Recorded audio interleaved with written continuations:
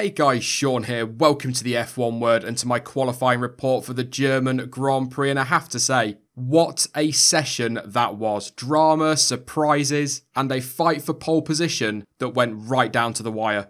But before I get into any of that, let's start as we always do by having a look at our pole sitter. It was Sebastian Vettel who took pole position for tomorrow's race with a lap time of a 1:11.212 and eventually ended up just over 2/10 clear of his nearest challenger. If you like a stat, it was the German's 55th pole position of his career and Ferrari's 218th in total.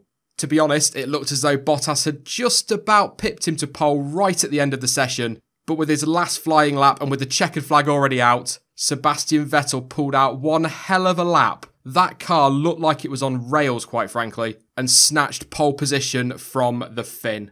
He will start the race on the ultra-soft tyre tomorrow, by the way, as will the rest of the top 10. So with that in mind, let's have a run through the rest of the provisional result. As I mentioned there, Valtteri Bottas just missing out on pole position. He will start second place with Kimi Räikkönen in third. Max Verstappen qualified in fourth place and said that was probably the best they could have hoped for around Hockenheim. So was fairly happy about that, but was 6/10 off the pole time. A great session from Haas, Kevin Magnussen in fifth and Romain Grosjean in sixth. They've got the two Renaults of Nico Hülkenberg and Carlos Sainz just behind them. That is the fight for me for fourth in the Constructors, Haas versus Renault. Keep an eye on that one tomorrow and for the rest of the season, of course. Charles Leclerc once again into Q3. He qualified 9th for Sauber, with Sergio Perez taking 10th for Force India.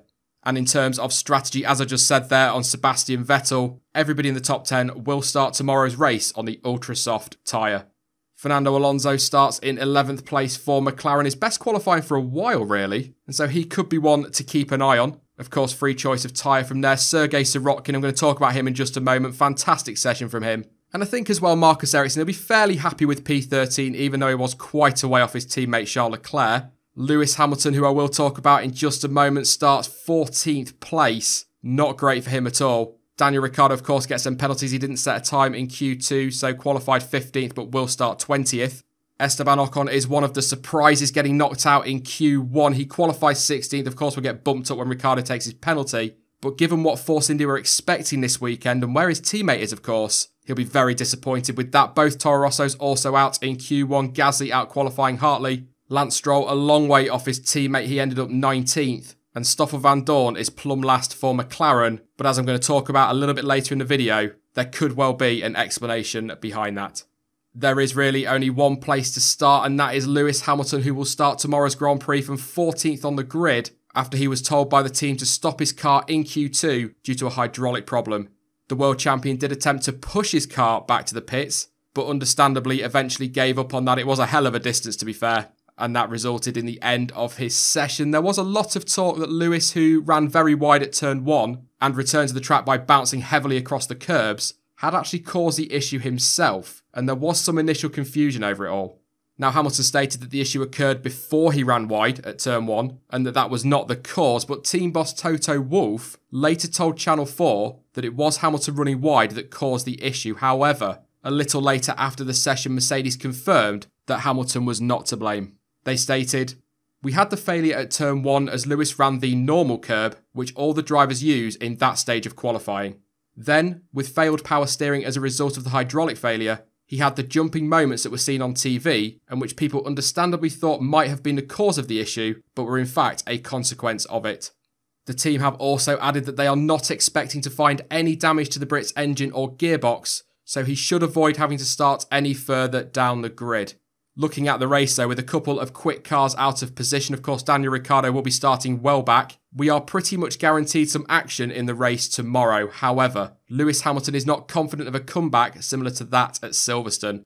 After the session he stated, "I'll give everything to see how high I can get up, but it's not going to be like Silverstone. I am sure I'll be able to get through to some point, but to where, I don't know." That was one of the bigger stories from qualifying, and it could well have a huge impact, of course, on this year's title fight. Could this be a defining moment? Before I get on to my one to watch for tomorrow, there are a couple of things I want to mention. First off is Stoffel Vandoorne. The Belgian qualified last of all today, and being so far off the pace of his teammate Fernando Alonso, he has been coming under some criticism. But Alonso has defended his teammate and pointed out that Stoffel was struggling with downforce issues.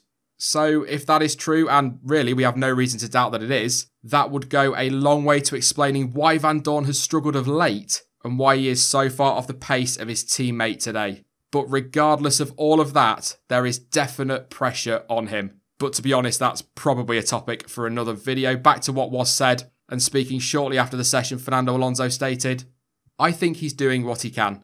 Definitely the last 2 races, it seemed that the car has some kind of performance issue, and it's clear in the data that there's less downforce on that car. We've been changing some parts between the garages, between old parts, new parts, etc. And we need to go deep into the investigation because with both cars close to the points, it's always tight competition." So some interesting stuff from Fernando Alonso there, and fingers crossed for Stoffel that the team can find a fix sooner rather than later. A very quick word on Sergey Sirotkin then, and he totally deserves it. A fantastic lap by the Russian to put that Williams in P12, a much needed strong performance as well. Yeah, okay, he has benefited from Ricciardo not setting a time and Hamilton's problems, but ignoring all of that, he has still comfortably outqualified teammate Lance Stroll, who you saw a little bit earlier, only managed to qualify 19th. And so Sirotkin deserves a lot of credit for his lap. At the end as well, he was less than a tenth off Alonso in P11 and only 7 tenths off making it into Q3. Okay, 7 tenths in F1 is a bit of a gaping chasm, but considering where Williams have been so far this season, that is very close. So Sirotkin's done very well to step up today. Whether or not he can maintain that challenge and go for points in the race remains to be seen, but to be honest, he has put himself in a position to capitalise on any drama ahead of him, and that's left him in with a chance. It's a slight chance, but it's there. And I have to say as well, another shout out to Haas for locking out that 3rd row. As I said earlier, they are looking very, very good at the moment, and for me, look like best of the rest. Great performance. On to my one to watch then, and this time I've gone for Daniel Ricciardo. Seems a little bit obvious, I guess. But the Aussie will be well out of position tomorrow, so he's got a lot of work to do. But provided he keeps it clean early on, he is more than capable of turning it around. Turn 6, as I've said a few times over the last few days, is a prime spot to pull off a dive bomb. And as we've seen in the past, if anybody can, Danny Ric can. The Red Bull looks very close to the pace of Mercedes and Ferrari as well. And given the difference in speed between the front 3 and the rest of the field, he should be able to make up good ground. A couple of honourable mentions. Yes, I could have gone with Lewis Hamilton, but 1, I've already covered him in this video. And 2, as we saw at Silverstone, he should be able to make his way through the field quite well.